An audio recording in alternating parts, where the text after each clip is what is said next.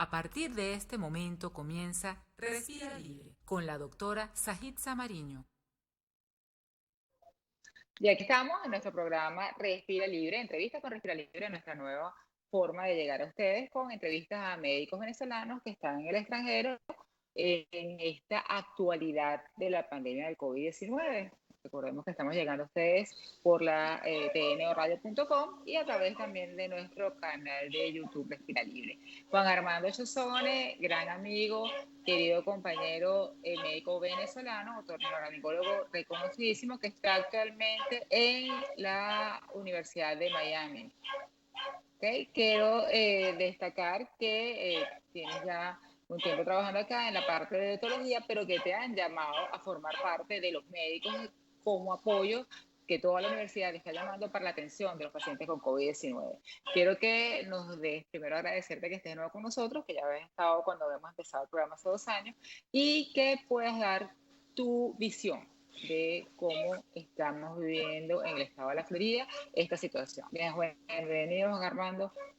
Muchas gracias, Aitza, y gracias por tu invitación. Además de todo, hace 2 años pues, que tuvimos esta oportunidad, estaba comenzando tu programa, y bueno, muchísimas gracias por invitarme otra vez. En este nuevo formato estamos así ahora en una situación en que esto se ha convertido un poco en lo habitual.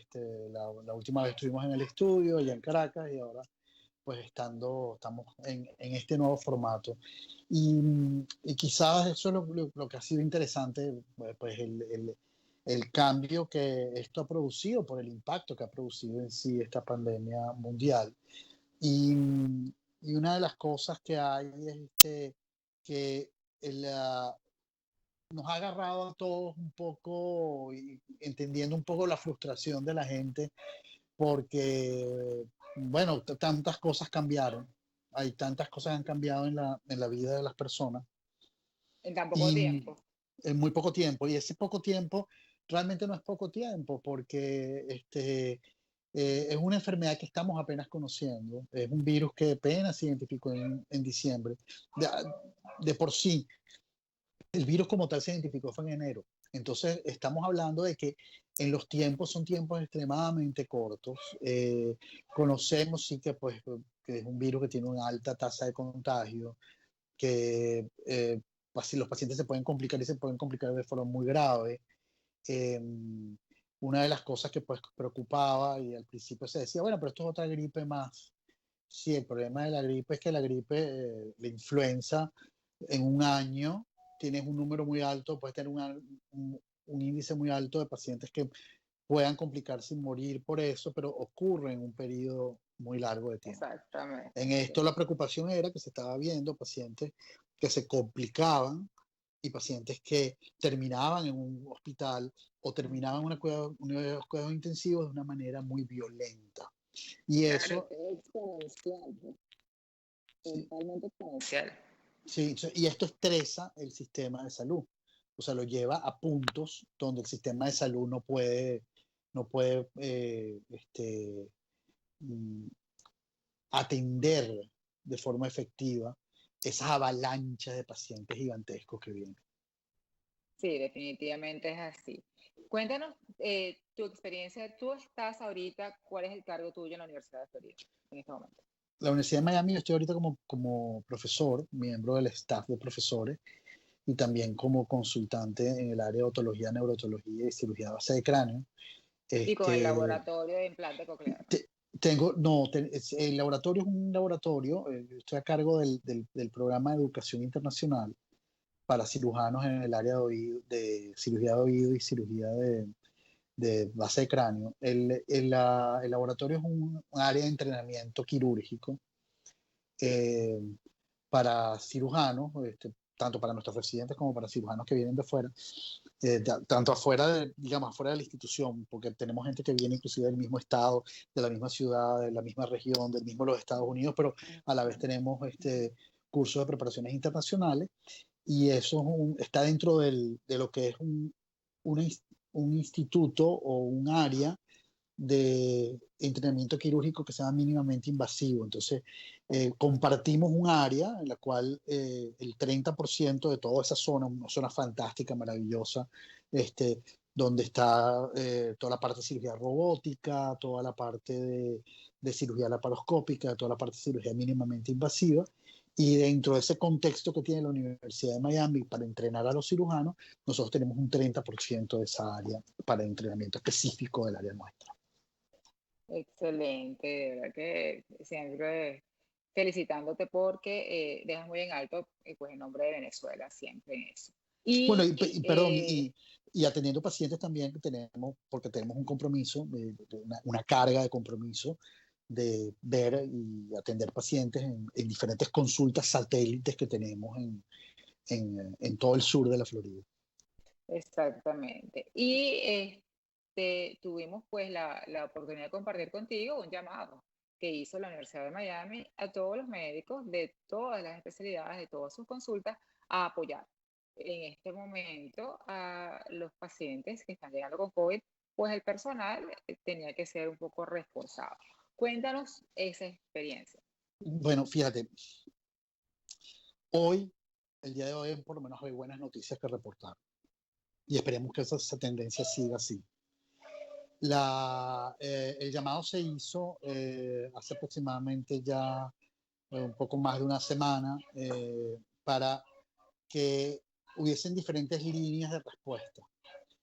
Al no saber, y viendo un poco las estadísticas, al no saber cuándo se iba a llegar ese pico, que probablemente ese pico con una avalancha de pacientes en todo el sistema de salud, fuera a estresar el sistema de salud de una manera que tienes médicos, Respondiera. exacto, y enfermeras que pudieran caer enfermos, gente que está trabajando, o inclusive, recuérdate que estás convirtiendo áreas que primero eran áreas que no eran para pacientes COVID y ahora son áreas para pacientes COVID, donde tú tienes que tener ese personal y reforzar ese personal. Entonces nos hicieron un llamado a todas las especialidades para que formáramos parte un poco, estuviéramos preparándonos, ¿no? Entonces el día de hoy tuvimos un entrenamiento sobre respiradores, por ejemplo, la utilización de los respiradores de terapia intensiva, cómo funcionan, pues un refrescamiento. Se hizo una encuesta y esa encuesta lo que quería saber era cuáles eran tus capacidades y habilidades. Yo como otorrinolaringólogo y otólogo, pues por supuesto que mi preparación en hacer ciertos procedimientos que son típicos o característicos de los intensivistas o de los médicos internistas o los médicos de piso, pues por supuesto estamos menos expuestos.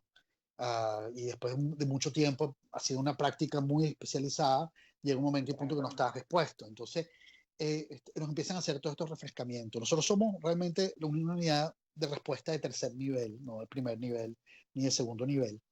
Dentro del departamento se creó una unidad de respuesta de segundo nivel, que hasta ahora afortunadamente no ha sido llamada. Y la razón por la cual es porque hemos visto una tendencia ya al descenso de la curva.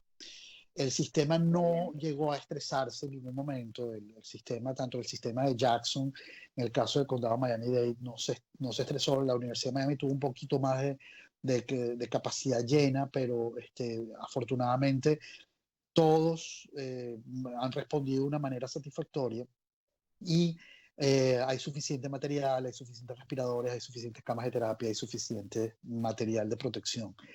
Creo que dentro de todo lo inconveniente y lo malo, tuvimos la fortuna, los que estamos trabajando y viviendo acá, en que las autoridades locales y las autoridades del Estado estaban bastante bien preparadas.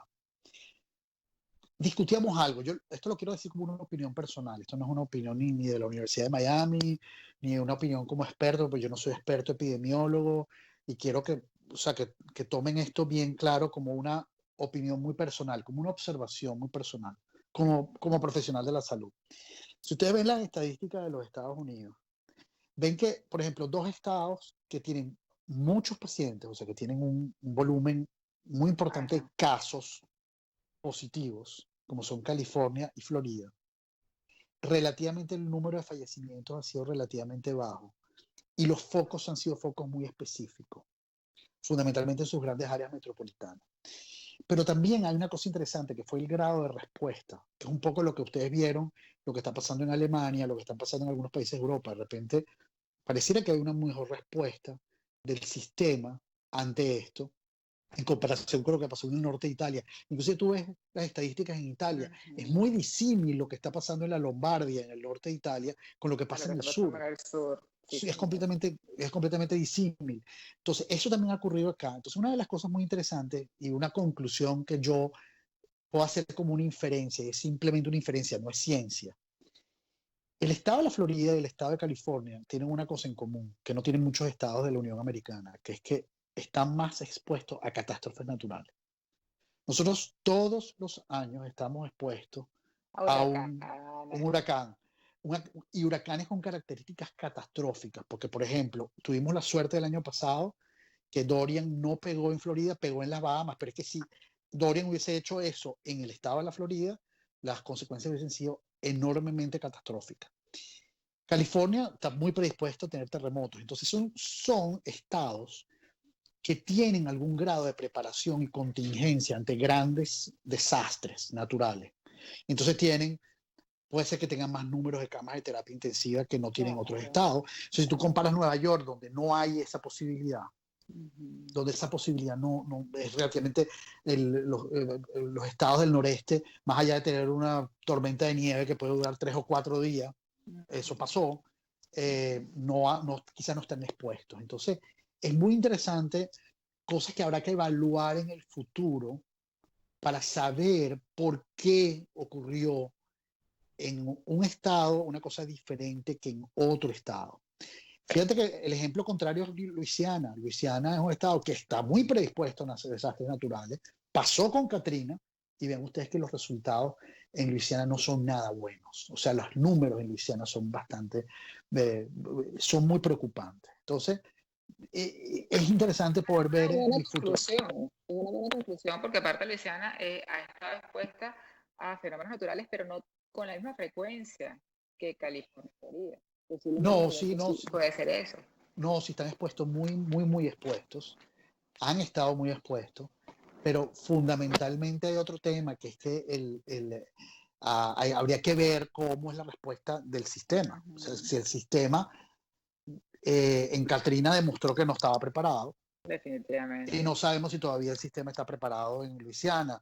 Pues diera la impresión que aparentemente no lo es, hay todavía unos huecos. Entonces, y eso pasa, y por eso quizás hemos visto también que las respuestas a nivel global han sido muy disímiles, han sido muy diferentes, sin pensar que hay un sistema mejor que otro, sin pensar que hay todo esto nos agarra, digamos, fuera de base a todo el mundo, pero aparentemente y esa es la impresión. Por ejemplo, si ves el caso de Corea, es sumamente interesante también. Corea logró hacer algo que es enorme cantidad de pruebas y adicionalmente logró que al tú hacer pruebas que quieres hacer, identificar quién está enfermo y quién está asintomático.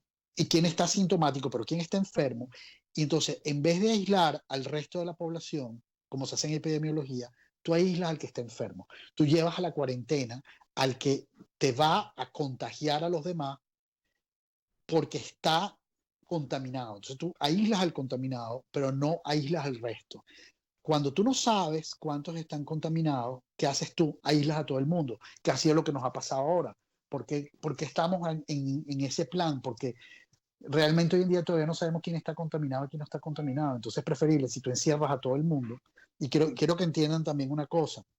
En el momento que tú haces eso, encierras todo el mundo y dejas pasar un tiempo y adicionalmente empiezas a desarrollar las pruebas, lo que estás tratando de hacer es como resetear otra vez la epidemia. Vamos a llegar a un nivel bajo y a partir de allí vamos a empezar a hacer pruebas a todo el mundo. De manera que ya yo puedo empezar a identificar quién está enfermo y aislar sobre el que está enfermo. De manera que el resto pueda ir a sus trabajos. Y eso es lo más importante. Es así. Vamos a hacer un corte y ya regresamos para seguir conversando.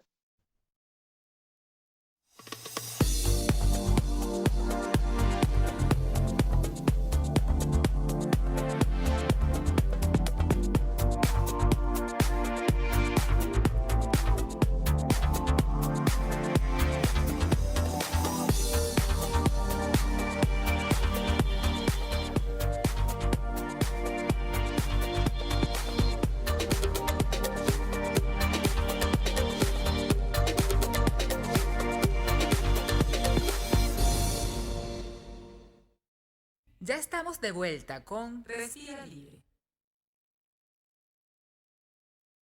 Estamos en nuestra segunda parte del programa con el doctor Juan Armando Chozone. Estamos conversando acerca de la diferente respuesta que ha tenido un estado con respecto a otro.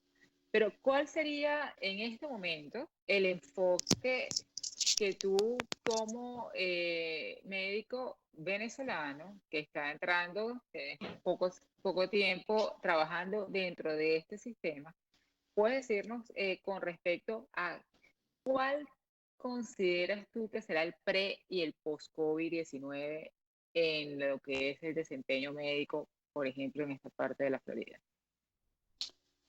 Bueno, yo creo que la afectación es una afectación en general, es una afectación, la forma como vamos a ver la medicina es completamente diferente, ¿no? Por varias cosas, porque bueno, evidentemente los médicos, especialmente en el área de otorrinolaringología, estamos mucho más expuestos. Por lo tanto que vamos a tener que cambiar algunas prácticas que antes hacíamos.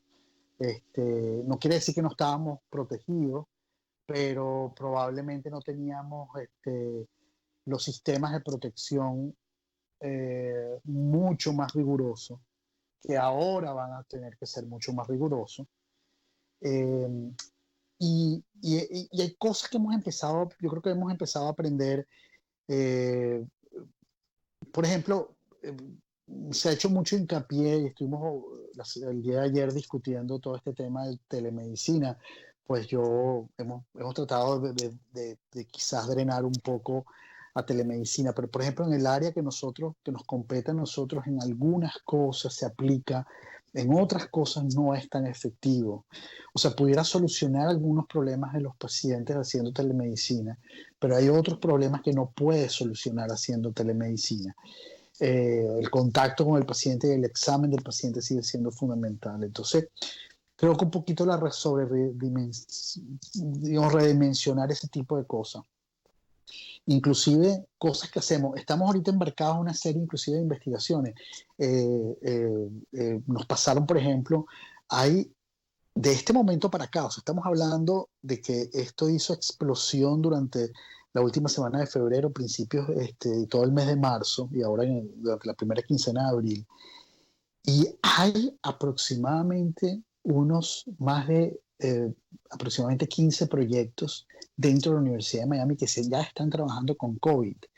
Desde proyectos que van desde el diagnóstico y pruebas diagnósticas rápidas. Ya tenemos una prueba diagnóstica rápida de la Universidad de Miami, que es una prueba rápida.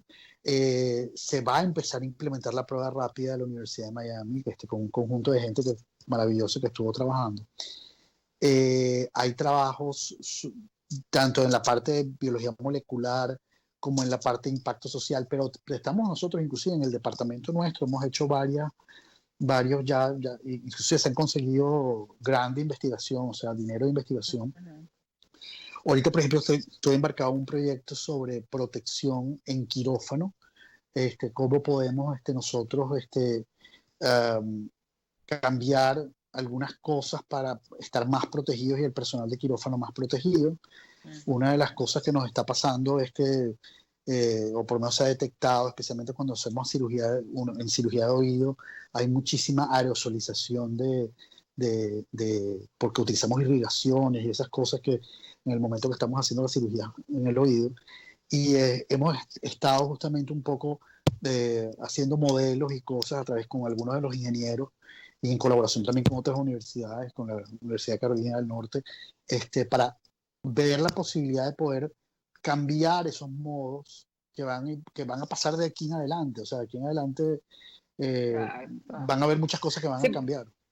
Sí, porque es que la gente tiende a pensar, bueno, levantan la cuarentena, se abren las fronteras y todo regresa a ser como antes. No, ya nada va a ser como antes, por un tiempo largo. Absolutamente. Y va a cambiar la forma como viajamos, va a cambiar la forma, porque además esta pandemia vino en avión. La única forma que esto se ha expandido de una manera global y tan rápida era porque sencillamente viajaba en un avión. No había otra forma. O sea, esta pandemia vino en avión, van a cambiar una cantidad de cosas. y eso definitivamente va a ser así. Y va a haber, vamos a tener que replantearnos nuestro contacto social, cosa que es de las más complicadas de hacer. Y vuelvo que les digo, en el escenario más optimista, en la cual yo me anoto ese escenario más optimista, porque quizás un poco la vida ha sido así y la tecnología ha sido así. Si comparamos esto con la pandemia del año 1918, 17-18, con la gripe española, la cantidad de recursos era extremadamente limitado, Claro. el conocimiento era muy limitado, y a pesar de eso, pues la humanidad siguió. Cambiaron algunas cosas, pero siguió. Se Hoy en, avanzó. hoy en día estamos al alcance de una cantidad de cosas que conocemos. Ya, por ejemplo, podemos conocer más y más rápido al enemigo. Tenemos muchísima experiencia en situaciones similares o en enfermedades similares, donde hay una infraestructura que funciona ya para poder avanzar en tratamiento, en prueba, en vacuna. Ahora, eso también viene a un precio. Y el precio es, imagínense ustedes en el año 1918, ¿cómo sabías tú qué es lo que estaba pasando en Nueva York o qué pasaba en Caracas o qué pasaba en Imposible. Madrid? Tardaba 2 o 3 semanas en saberse. Por supuesto, en aquel momento ya todavía había telegramas, pero era como una cosa que era mucho más difícil de saber. O sea, la información no era inmediata. Hoy en día, por la velocidad que viene la información, la exigencia de la población y la exigencia de nosotros es mucho mayor. Mayor. Claro. Entonces, tú quieres que las cosas pasen ya, pasen un poco a la misma velocidad que está pasando esta teleconferencia, o que pase a la misma velocidad como pasan las informaciones en Twitter y esas cosas. Entonces quieren que la vacuna materialmente venga por Twitter. Eso sería ideal. Exactamente. Y eso no necesariamente va a pasar. Va a ser un récord. Fíjense ustedes, la vacuna del ébola tomó 5 años. Claro. Que nosotros llevamos meses y ya se ha descubierto muchísimo cambios en la terapéutica, cambios en la perspectiva. Hay, como estás diciendo tú, solamente en una universidad hay proyectos. Y eso en la parte de infectología tardaba por lo menos 2 años la primera avance que se podía hacer. Entonces, Claro. no era así. Y Entonces, creo las que las cosas han autoridades cambiado. también, las autoridades van a también pensar en la necesidad de flexibilizar algunas cosas. Yo creo que una de las cosas, y esto otra opinión muy personal mía, hay como una especie de divorcio entre la ciencia y todo lo que se está haciendo y la industria y la burocracia gubernamental y los gobiernos y las regulaciones. Cuando tú tienes esa como especie de... Y resulta que... Separación de intereses. Exacto, y hay una cosa que a mí me parece que podemos aprender de esto, es que si uno ve países donde es muy estricto, Estados Unidos es muy estricto, y han tenido que relajar, y hay países que los organismos reguladores eran más fáciles, como por ejemplo en Europa, y en Europa lo que ha pasado en los últimos 3 años ha sido una radicalización o un aumento muy sustancial de las regulaciones, tanto así que se han puesto igual o peor que la FDA. Y eso eso va en detrimento del desarrollo, la ciencia y una cantidad de cosas. Y tenemos en América Latina un problema muy grave, que queremos muchas veces en América Latina ser más papistas que el Papa. Entonces tenemos organismos reguladores en países latinoamericanos que son peores que el FDA.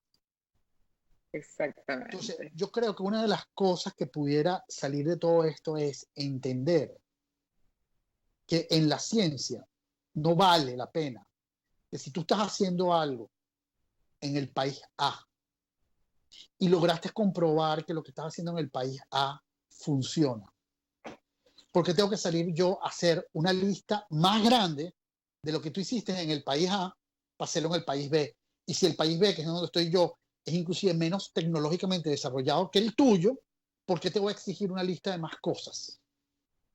No, pero yo creo que esta pandemia nos va a enseñar a que eso tiene que dejar de ser así, porque no hay tiempo. No hay tiempo para empezar a hacer algo que era la costumbre que se tenía. Mi país lo va a hacer, el otro país lo va a hacer. Yo creo que ahorita una de las enseñanzas o de las consecuencias que esto va a traer es que hay que aprender a unirnos.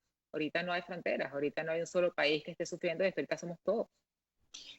Hay una especie de, y aquí hay una cosa que yo sí quisiera poner muy claro.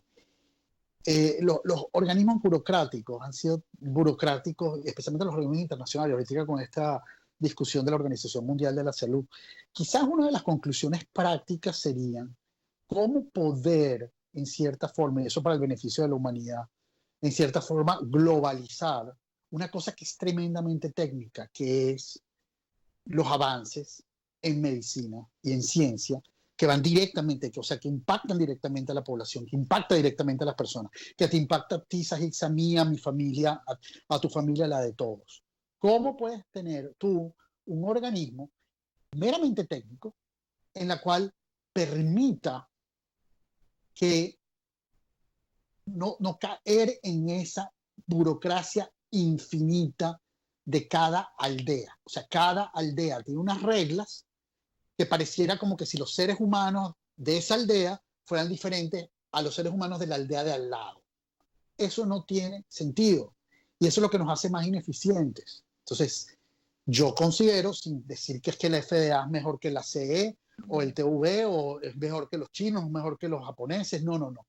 Lo importante aquí es que si sabemos que hay unos señores que han hecho una investigación, en esa investigación es consistente, dícese, es segura, es verificable y es replicable, y eso después va y se publica en publicaciones reconocidas, que están bien auditadas, que están bien. ¿Por qué razón? ¿Por qué no cortar justamente? Y eso ha pasado, y eso es un tema que ha pasado con HIV-Sida, y eso es un tema que ha pasado con tantas cosas, en la cual ha habido tantos problemas, ha sido tan complejo el proceso, la burocracia muchas veces se come. Yo entiendo que se necesitan tener regulaciones Pero en ese momento yo creo que va a cambiar porque no hay tiempo. No había llegado a ser ni el HIV, ni el cólera, no había llegado a ser ni el ébola una pandemia. En este momento ya estamos hablando de una pandemia. Vamos a ir a un corte y ya regresamos. Ya regresamos con Respira Libre. Inicio del corte programado para publicidad.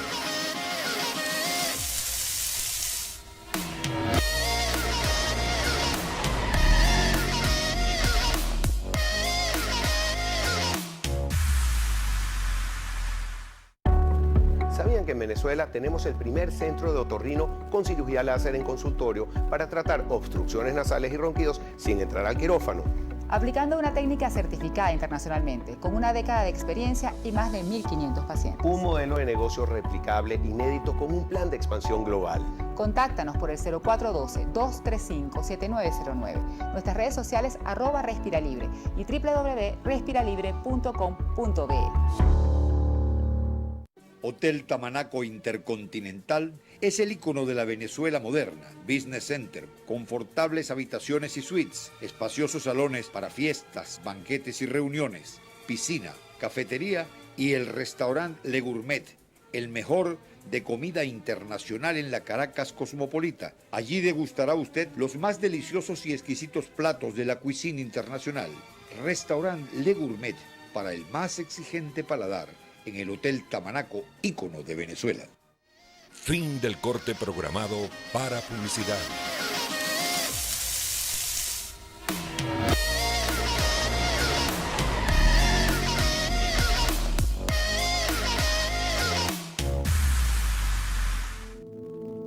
Cuando viaje por nuestras carreteras, no compre animales silvestres. Esto destruye nuestra biodiversidad, además de ser ilegal. Algunas de estas especies ya están amenazadas de extinción y en su código genético puede estar la clave para curar enfermedades que usted podría sufrir. Además, en la mayoría de los casos, estos animales terminan viviendo en condiciones de sufrimiento. Por favor, ayúdenos a denunciar su tráfico.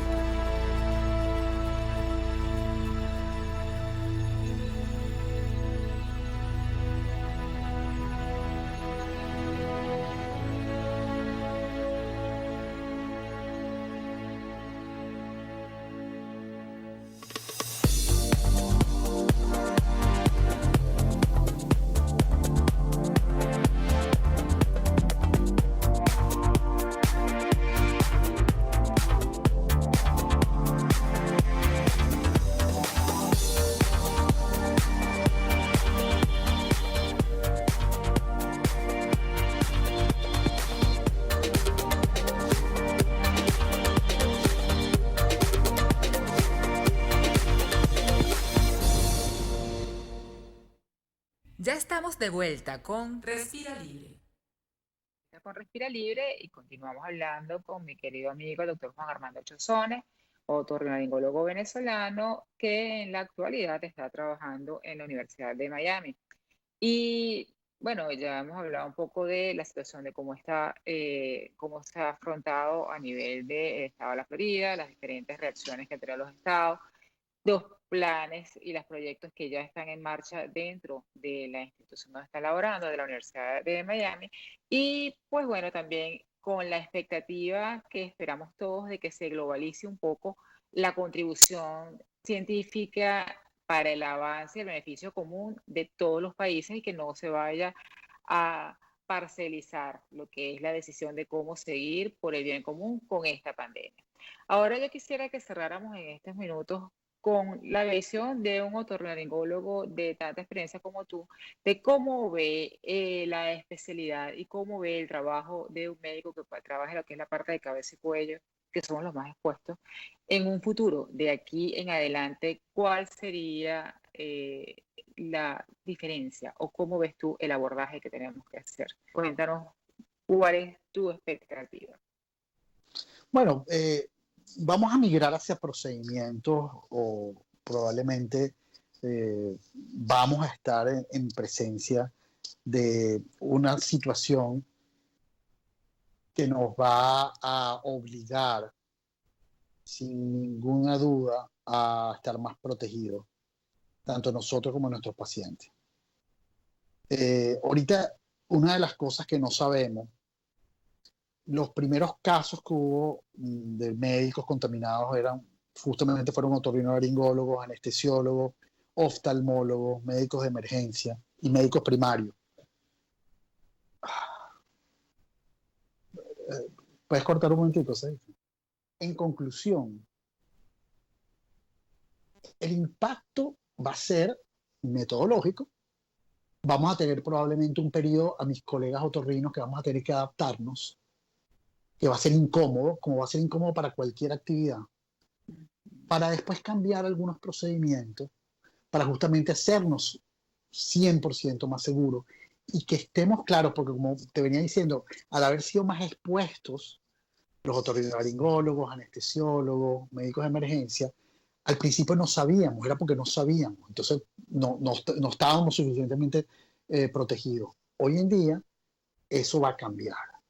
Entonces probablemente al principio va a ser incómodo utilizar una cantidad de cosas que después probablemente no es que se van a relajar, sino que van a cambiar a cosas que nos hagan más seguros a nosotros y más seguros para nuestros pacientes.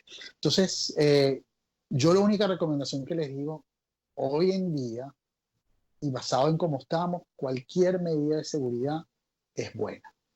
Cualquier medida adicional de seguridad que tomemos siempre va a ser buena. Lo importante es protegerse a sus pacientes y a ustedes. Definitivamente, yo creo que es así. Bueno, muchísimas gracias, de verdad, Juan Armando, por haber aceptado esta entrevista. Espero podamos seguir viendo cómo evoluciona toda esta situación y teniendo un rapport de cómo está todo lo que es la parte de investigación y cuáles son los adelantos que va haciendo la Universidad de Miami de primera mano, ya que tú estás ahí adentro. Éxito, sigamos adelante y ya veremos cómo vamos redimensionando todo lo que es este transitar y cómo es el ofrecerle a los pacientes el beneficio de seguir con nuestra labor, bueno, pero cuidándonos todos y cuidándolos a ellos, como lo habían dicho. De verdad que sí. Tus Muchísimas redes gracias. sociales para que cualquier cosa te conecten. Sí, en Instagram JHozoneK con doble S. Mi nombre en Facebook, y estoy en las páginas de la Universidad de Miami en el departamento de otorrinolaringología aquí en el sur de la Florida. Excelente. Gracias. Y también en las redes Respira Libre lo pueden contactar. Muchísimas gracias de verdad. Gracias, Aisa. Seguimos entonces conversando. Gracias por tu Respira Libre, porque una respiración adecuada mejora tu calidad de vida.